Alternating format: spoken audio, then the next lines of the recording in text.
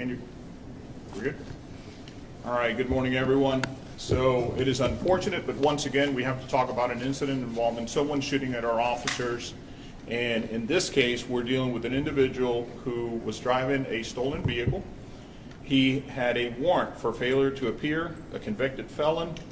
He had also some charges for resisting an officer, an active warrant for trafficking MDMA, and had a violent history starting in 2004. We're very fortunate that once again our officers were not injured. If I just had a chance to review the body-worn camera video, and it clearly shows that the officers didn't even make an attempt to engage this individual when he opened fire on the officers.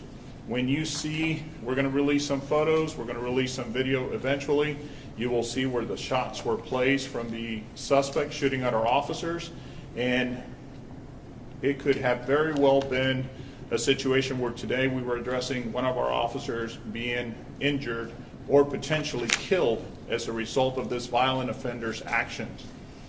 The individual's in custody, thanks to the assistance of neighboring agencies that, as always, come to assist whenever we need help. We also are in the process of processing the stolen car, but clearly invisible inside the car are magazines, to include a drum magazine that holds a lot of rounds. You will notice on the pictures that we're going to release the shots that were that hit the car and the proximity of those shots to the driver and the passenger of our police vehicle. But if there's one thing that really is upsetting, is the fact that these individuals are out there and they continue to harm people.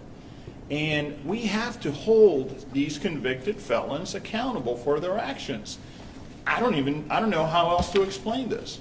It is very frustrating when someone like this is out there and could care less about the lives of others when they're taking these type of actions. So again, we have to do our best to address individuals who need help and get on the right track.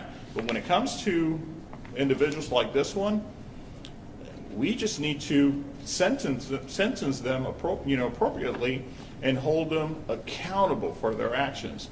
We're very thankful also that our department, and I know that all law enforcement agencies in Central Florida are blessed to have this, but we provide top-notch training and we provide top-notch equipment to our officers here at the Orlando Police Department, and that training proved again to be very beneficial for officers who are being engaged or targeted unprovoked by individuals when they're driving their cars. It was an unmarked vehicle. The officers were still waiting for additional resources to arrive to do a proper takedown of the stolen car, and the individual never gave them a chance. Do we believe that he knew that officers were behind them? I personally believe that he knew it was a law enforcement officer or law enforcement officers in that car, but the investigation is ongoing, and of course FDLE, the state attorney's office, our internal affairs will all be part of the investigative process. With that said, I'll open it up now for any questions you may have. The suspect in this is William Butler, 36, is that all right? So we're going to release his photo, we're going to release, I'm sorry? William Butler, sorry. We're going to release his photo, his name, everything specific to him. It will be released as part of this. You'll be getting that here shortly. So Chief, when the shots were fired... I'm sorry, go ahead. Do you think this is a problem with the courts? So the judicial system as a whole is involved in the process. So we can put all the violent offenders in the world in jail. We can arrest them. We can go look for them and put them in jail.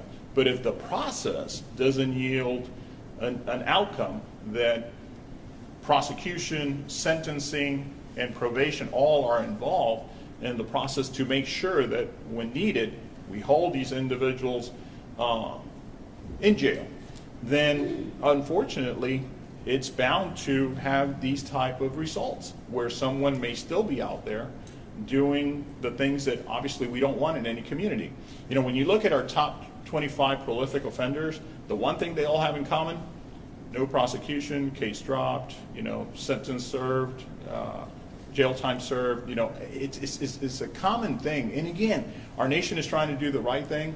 Our nation right now leads the world in incarcerations. That is a problem. Something's not right. But when it comes to violent offenders, no one should argue the fact that those individuals may not deserve a third, fourth, fifth chance during their criminal career.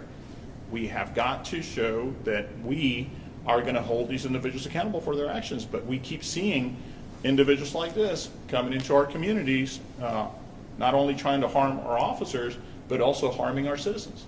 So Chief, when the shots were fired, there weren't, the only vehicle that police had in the area was that unmarked car? I mean, there weren't any marked cars coming up in assistance, or, I mean, I guess what I'm saying is to the guy in the car, the only vehicle he saw was the unmarked car, right? So the process basically was our crime center detected a stolen car reported from Jacksonville.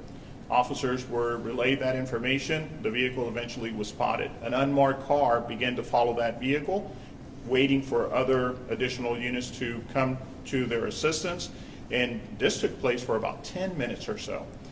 Eventually, I mean, you can clearly see it on the body-worn camera video. The officers are assuming that they're just basically providing surveillance at this point, and the car is driving by. At that point, unprovoked, the individual starts firing at the officers, and one of the officers is able to return fire. Now, I want to respect also the fact that FDLE is conducting this investigation, and the state attorney's office is going to also review the outcome of the shooting incident.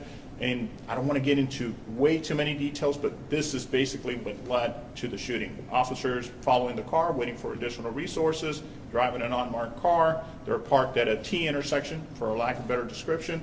When the vehicle's driving by, opens fire on the officers. So they were perpendicular to each other? Correct. So our car at the stop sign, I'm sorry, our car at the stop sign, car driving by, as he's driving by, opens fire on the officers. And I know you